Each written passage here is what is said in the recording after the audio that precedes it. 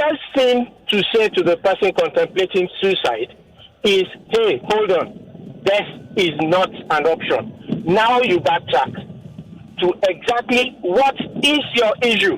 What exactly are you facing? Understand what the individual is facing, and then we begin to profile solution. Okay, now, you know that there are some people who know that death is not the solution, but go ahead. So the video I saw yesterday, the man was told, like, no, you don't kill yourself. I thought someone even said to me that he was told that the monies would be paid for him, but he insisted. So it seems as though many people know that death is not the way out, but they choose death instead. Have you thought about that?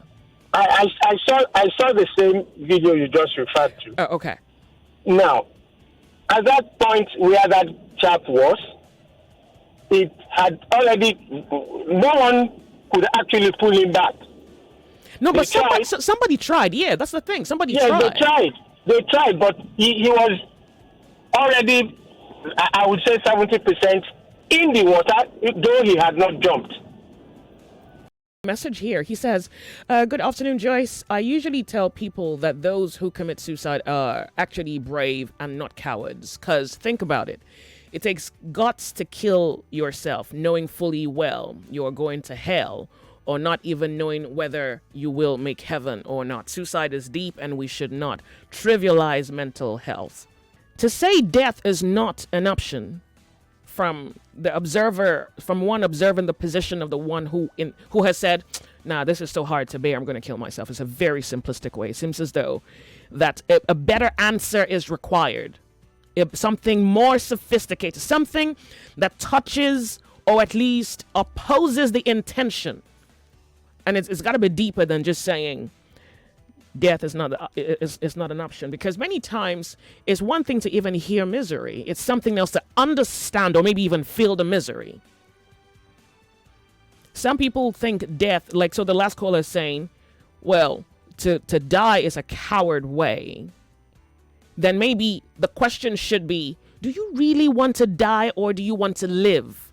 Do you want a solution to the problem, or do you just want out? So I told you I got a message this morning of a girl who says she's praying to God to take her life. So it's like, wait, do you want a solution to the problem, or do you want to die? So let's talk about the way people's minds interpret problems. Because maybe if we understand it, then we can deal with the pattern of interpretation to at least prevent people from arriving at that point where they say death is the option. Yeah, what you people have not included is that everything comes from the spiritual first. For that person to ignore the spiritual thinking faculty of his own life is an evidence that he doesn't want to exist again. Because it is by the spirit existence come into being in the physical. By the time you ignore the spiritual existence of your life, it is hard to revive back. And again, not all suicide have solution. Some have already concluded in the spirit, in the physical, and there's nothing you can do. And again, life is all about time factor. So, for instance, somebody who engaged in a relationship for up to 7 or to 8 years, only for the girl to call it off or the man to call it off, time cannot be called back again. And the person is not growing younger, rather growing older. And for a solution to come into that kind of a situation, it requires a spiritual person to first and foremost revive the spirit of that man. Because you use the spirit to assess the physical. Okay, hold on a second. So you have touched on quite a number of things. Then let me ask you. So I think a good reference that you made would be, say, for example, a lover who was dumped. Yeah?